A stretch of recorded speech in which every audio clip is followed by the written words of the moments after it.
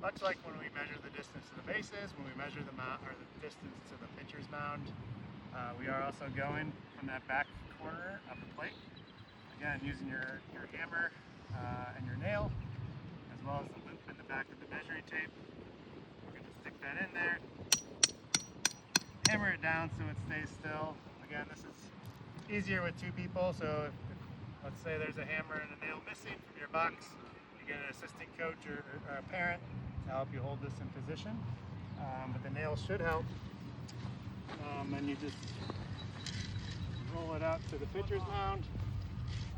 Again, be sure to look at your or consult your league director, the messages they've been sending you about the distance of your pitcher's mound, as it does differ for the different age groups. Here on this field, we're set up for a full distance of 60 feet, 6 inches. So what I want to do is just make sure that that measuring tape is pulled very straight on line with home plate. And then I'm kind of measuring to that back part of the pitcher's mound. Also, you don't want it kind of elevated because that could change the distance. So once you've kind of pulled it pretty taut, let it sit on the ground and measure that distance, and that's where you're going to want to be. Depending on what field you're at, you're going to have different types of mounds on those fields. Some of them are heavier than others, but you're always going to want a little bit of help. So recruit help from your assistant coaches or your parents or your players on your team to help get that mound. In certain cases, or if the mound is not at the correct distance for your game, one of the best things to do, so you don't have to kind of move the mound in all different sorts of places, is to kind of get it laying down, find your distance.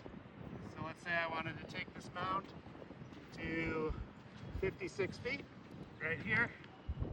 So kind of find that distance, come to the side, make a mark, so that when I know I'm moving this mound up, that I'm looking to kind of generally align this plate with that mark that I made.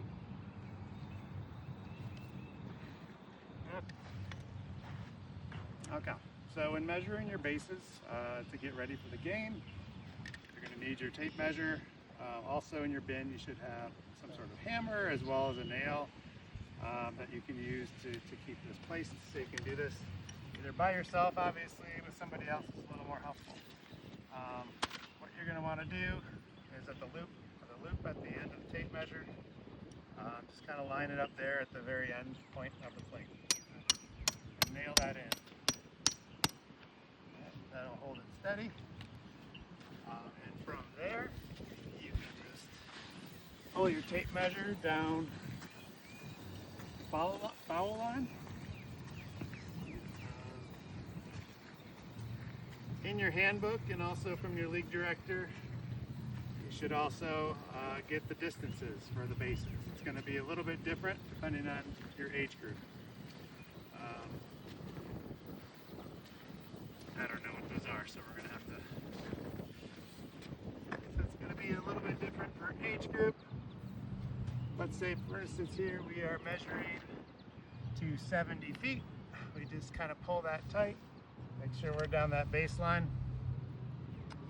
Usually just kind of make a mark with our finger or our hand, and that is to the back of the base. So we want to make sure that if we're going to 70 feet, that back of the base is at that 70-foot level. All right, what you can do to go around to place your third base is just take this over, swing it over to the other side, do the same thing over there. And then with your second base placement, you would just grab the end of that.